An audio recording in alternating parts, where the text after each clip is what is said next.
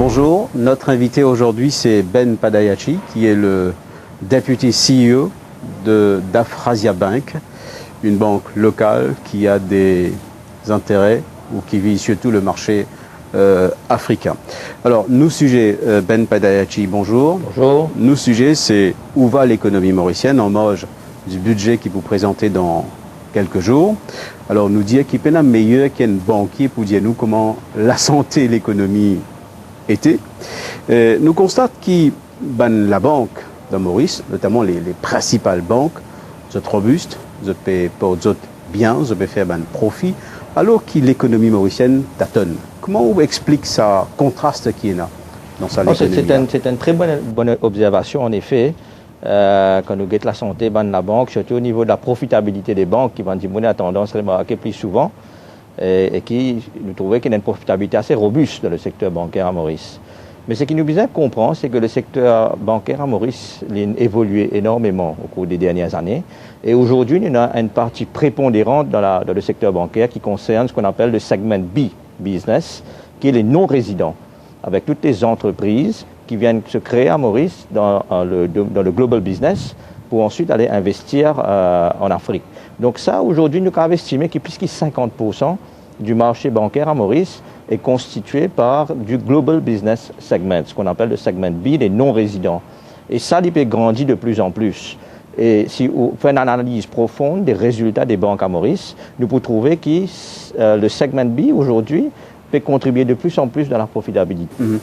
C'est un bon indicateur, ça, Ben Padayachi? Disons que ça démontre que le secteur du global business, le secteur financier à Maurice, peut prendre une partie de plus en plus prépondérante et que l'internalisation de l'économie mauricienne est quelque chose de très réel. Donc ça, c'est un indicateur très bien. Souvent, nous tendons à une menace sur le secteur du global business, notamment à travers le traité sur l'Inde. Ouais. Mais nous trouvons qu'il y a une diversification par ailleurs, dans le sens que de plus en plus de multinationales et de fonds d'investissement peuvent investir en Afrique et peuvent servir Maurice pour set-up de bonnes structures par rapport à cela. Alors, les banques se portent bien, même si les temps sont durs en ce moment dans l'économie mauricienne? Donc, effectivement, comme on ne fait qu'expliquer, c'est par rapport à sa segment B business-là. Ouais. Maintenant, si nous guettons la partie d'économie locale, ouais, disons que nous devons accepter que les fondements macroéconomiques à Maurice sont encore corrects. D'accord? Okay. Quand nous guettons, par exemple, un ratio économique global, dette to GDP, par exemple, il est moins que 60%, il y a à peu près 55%. Nous connaissons que le threshold général, c'est 60%. Donc les raisonnables. Les raisonnables. Le déficit budgétaire également, il est assez maîtrisé. Acceptable. À peu près entre 3 et 3,5%, dépendant qui nous mettra un déficit budgétaire là ou pas. Ouais. Donc ça aussi, il reste dans un niveau acceptable. La balance de paiement reste excédentaire à Maurice. Donc, globalement, les fondamentaux économiques à Maurice, macroéconomiques, sont corrects. Et d'ailleurs, c'est pour cela que nous trouvons que Moody's récemment une rehausse la notation économique de Maurice. Mais maintenant, quand nous rentrons dans différents secteurs microéconomiques, ouais, c'est là que nous commençons à trouver des issues, d'accord? Nous connaissons Maurice a une économie beaucoup exposée dans l'Europe, d'accord? Donc, la crise de l'euro a un impact direct à Maurice. Le tourisme passe par un moment difficile.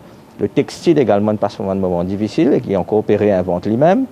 Et le sucre, bien sûr, nous exporte, nous d'ici qu'en euros. Donc tout ça a un impact au Maurice et quand nous rentrons là-dedans, là nous commençons à trouver qu'il y a certains problèmes. D'ailleurs, la croissance économique cette année sera inférieure à 4% après plus d'une dizaine d'années, hein, si mon souvenir est correct.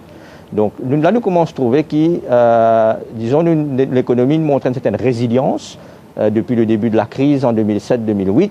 Mais aujourd'hui, nous pouvons sentir qu'il arrive un petit peu au bout et qu'il y a un certain essoufflement caractérisé de le secteur économique qu'on peut mentionner là. D'où donc une mesure corrective, une mesure à prendre dans le budget qui peut venir, qui outil pour expect comme mesure de la part du ministre des Finances?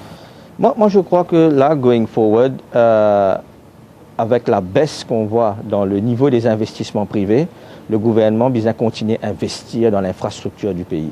Il est très important pour garder ce momentum d'investissement-là, pour qu'il nous garde le dynamisme économique. Aujourd'hui, nous trouvons que le secteur privé, comme on fait gagner, est essoufflé et est arrivé à un niveau d'endettement assez important.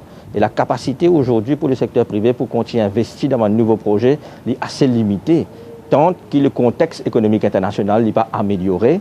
et qui ne pas diversifier notre économie. Donc dans ce budget-là, je pense qu'il est important que le gouvernement mauricien continue l'investissement public, continue à soutenir l'investissement dans l'infrastructure pour garder le dynamisme dans l'économie. Deuxièmement, je pense qu'il y a beaucoup d'efforts à Maurice pour améliorer la productivité. Et pour ça, je pense que nous devons investir beaucoup dans l'éducation. D'accord? Il ne suffit pas de créer uniquement des diplômés, mais il suffit d'améliorer la pédagogie pour qu'il nous créer un vrai talent à Maurice. Ça, je pense que nous avons une grosse lacune. C'est un investissement qui nous devons commencer aujourd'hui pour payer ce fruit à long terme, mais you need to start it somewhere.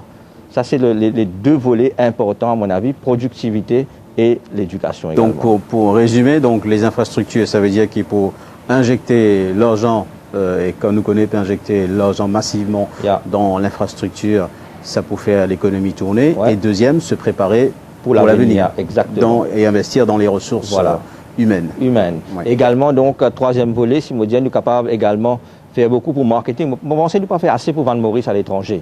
Hein, notamment, Maurice est bien connu pour une destination touristique, mais il est moins connu aujourd'hui comme une destination des affaires, comme une vraie financial hub. Il faut qu'on arrive à développer Maurice comme le vrai financial hub de l'Afrique.